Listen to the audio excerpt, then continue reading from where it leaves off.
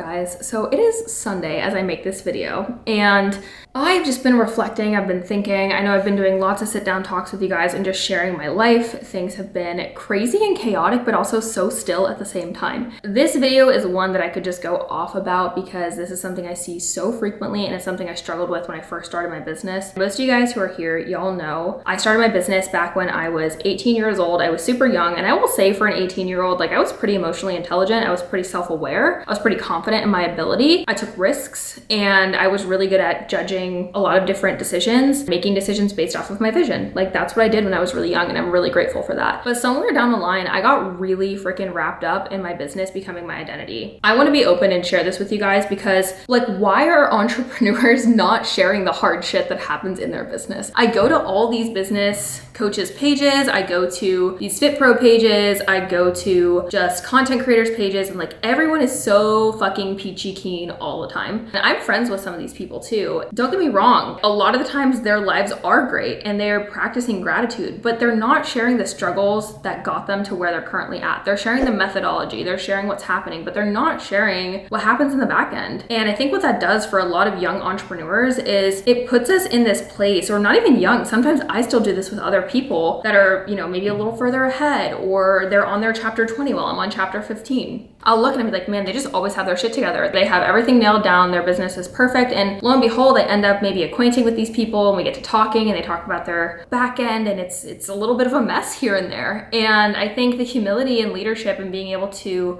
talk about that is so important. I want to just chat with you guys a little bit about what it was like for me starting off my business, but also just even in my childhood, because I think that this is something that a lot of you guys can probably attribute to, because a lot of us tend to attach our self-worth to the things that we do, and we create identities around these things. And so if you guys can relate to this as you're watching, please feel free to comment down below. I would love to hear your guys' stories or just thoughts on this. But I figured since it's Sunday, I've had like a little bit of open space in my day to just think, and I've been creating content all day, and I was like, you know what, I'm gonna sit down and vlog about this and just chat with you guys and have a chit chat about it. So when I was younger, I always kind of felt that need for external validation, and I think a lot of this comes down to almost negligence. And if you guys have ever read the book You're Not Broken by Christopher Duncan, this is such an incredible book to speak on these kind of things. And what I mean by that is, in this book it talks about how when you weren't given validation, or when you weren't given acknowledgement as a child, oftentimes what happens is you'll seek validation and create identities around things to make yourself feel worthy. And that is what I did. Like, that is what I did. I had incredible parents,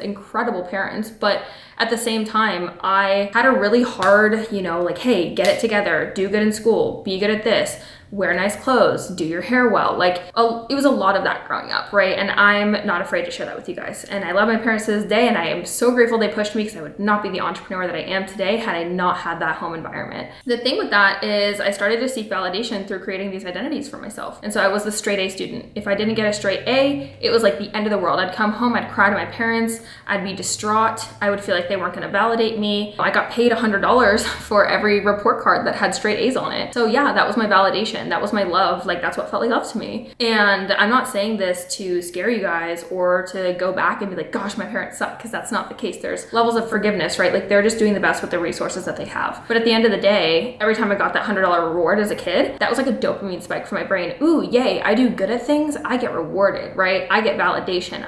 That's my self-worth. And so it started off there. And then when I got to high school, right, it started off as my image. I started running track and losing weight. A lot of people started commenting on how good I looked. And so I started getting those comments, and I realized, oh, heck yeah, this is validation, this is self-worth, this is worthiness, and I'm used to negligence. So let me keep doing this thing, right? Let me keep going at this thing. And that's when I developed my eating disorder, because I attached so much of my own self-worth to the way that I looked and my image. And so when you have that growing up, it's easy for you to start seeking validation through external things, like your business, like doing well at sports, like doing well in school. And if you're an ex-athlete, you guys know, the minute that you stop your sport, it's tough. It's really tough for you to create an identity outside of that, right? If you graduate college and you were just known as the person who is really academically smart, it's tough. Now maybe you go into the corporate world and you're seeking to, climb the corporate ladder, and you'll do whatever it takes because that's your worth. That's what you're worthy of, right? And for me, that's what happened in my business. Is I went from being the girl with the eating disorder, I recovered, and then I went to the girl who had the Instagram, and I had to be obsessed with my Instagram so I could grow it, because every time I grew it, I got validation, people liked me, right? And then it became about my business, and all of my self-worth was attached to my business. I was the 18-year-old with the six-figure business, the 19-year-old with the multiple six-figure business, and I had a chip on my shoulder about it, guys. Like, I had a huge chip on my shoulder about it. And I talk about this often, but when I was 19 years old, I had 100 clients on my roster. I had no systems. I couldn't fulfill. I couldn't generate leads because I was trying to fulfill and generate leads at the same time, and it was super messy. And what ended up happening was I gave it all up. I gave up almost 70% of my company. I basically told my clients, like, hey, I can't coach you guys anymore. I can't fulfill at the rate that I need to. I let them drop off. If someone asked for a cancel, cool, here you go. Here's your refund, like whatever.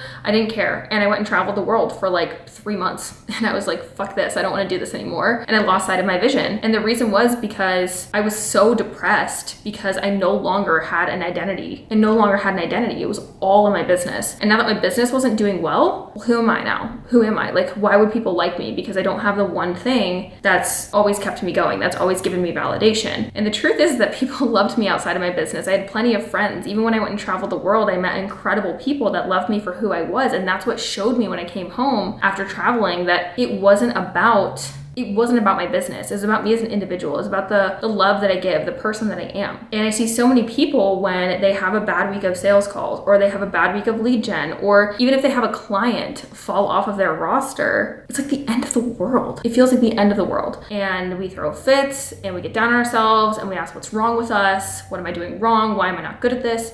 We completely give up our power to the situation. When in reality, it's not about that. Right? It's not about that. It's about us creating an identity of who we are outside of our business and bringing that into our personal brand, bringing that into our business, intertwining it, but not letting it become our identity. And so something that I think is so important is if you want to have a healthy, sustainable business long-term, and you don't want to get caught up in this cycle of every time you have a bad week of sales or every time you miss a sales call, right? You take that energy into the rest of your week with you. It's really hard to build a team doing that, is we have to build up resilience. This is one of the entrepreneurial skill sets inside of the Wealthy Women's Business Academy that we're consistently teaching women is if you want to be a strong, successful entrepreneur, you need to understand resilience. You need to understand how to remain in your power, and you need to look at logic versus emotion. Because if you're consistently making decisions out of emotion and you're throwing in the towel one day just because you didn't generate a lead, just because you didn't make a sale, well, then are you in this for the right reasons? Is it just about the sale, or do you actually have a vision, and are you heart-centered enough to go help people? And so that's why having that vision is so important, because when you have a vision, what happens? It's your North Star. You continue to work towards it, and it becomes less about you and your insecurities. It becomes less about you generating a lead, and it becomes more about how do I help these people? How do I give them the transformation they're looking for? How do I help them create a life, a business, content, whatever it is that they love? And that's what it's about. But I see so many people who seek validation through external things like their business, right? And I think the most important piece of this is finding self-worth and who you are. And so this is why at the Wealth Academy, we're so big on teaching self-mastery, because self-mastery, it's not about managing your thoughts, and it's not about managing your emotions. It's about realizing that you're not the stories that you tell yourself. You're not the story of, I need to have validation for my business. I need to be good at academics so people love me, right? You're not the storyteller either. It's about taking charge of the storytelling and recalibrating it and telling the story in a way that's not based out of fear and lies, but it's based out of love. It's based out of you giving value. And when you're continuously telling stories based out of fear or out of lack of love or out of not having self-worth, you're not doing it with the truest intention. Your audience, they're gonna see that. People who come into your program, they're gonna see that. And so this is why it's so important to work on that self-mastery piece of loving who you are, loving what you do, build a bigger business, build a better business, bigger bank account also, and just make a bigger impact. And so I wanted to share my story with you guys because I'm sure a lot of y'all can relate. If you were that student that was the overachiever, if you felt like you were attached to your sport, whatever it might be, I know it can be hard to overcome that. And so I'm sending you guys big love, and I'll put the Discord down in the link below if you guys want to connect over there. You guys can follow both of our Instagrams, my main page over here, and then our business coaching page over here. I love you guys, and I will see you in the next video.